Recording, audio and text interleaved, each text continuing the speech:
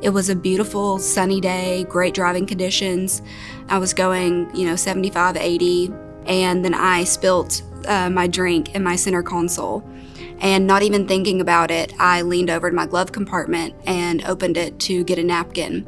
And when I leaned, my left hand pulled the steering wheel, and I went off of the road. And when I looked back up, I was on the grass median going straight for trees, and there was just no time to stop. So I ended up hitting the trees. I had my seatbelt on and everything like that, but my airbag did not deploy.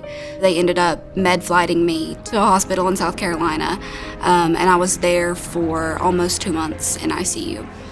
In the acute care setting, when I would ask, would I be able to do this, would I be able to do that, no one knew how to answer.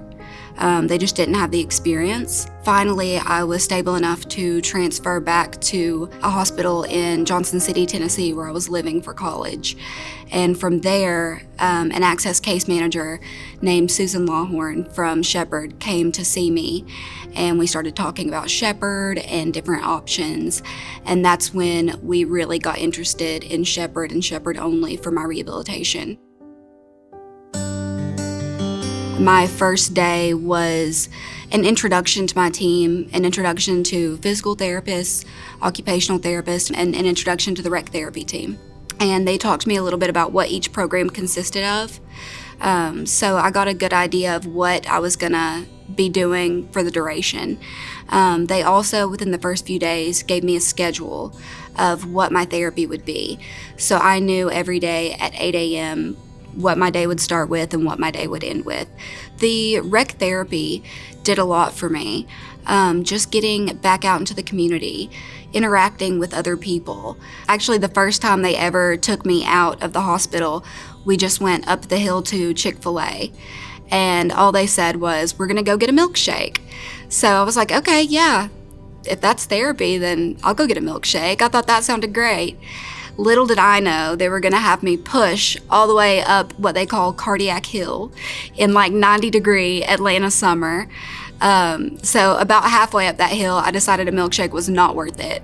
And I finally got to the top of the hill and got to the Chick-fil-A and thought, okay, I made it to the top of the hill, I'm here, it's done.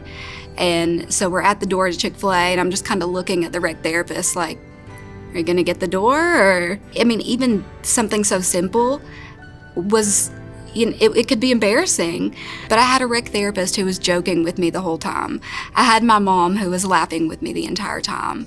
And it gave me an opportunity to laugh at the things that you can laugh at, and it's just a fun memory. The way that Shepherd really transformed my opinion on what a life with a spinal cord injury could be, and how positive it could be, was through peer support. The first peer support mentor that I had was a beautiful woman who had been in a chair since she was 12. And she came in and she talked to me about dating and her job and how she lived alone in this beautiful house with these 2 dogs. And seeing someone still confident, still beautiful, still active in a chair, it showed me that I could be that as well. And that's when my motivation turned from rehabilitation of walking to a rehabilitation of just my full self, being able to live this life and sit down and know that it'll be okay. Hope is here.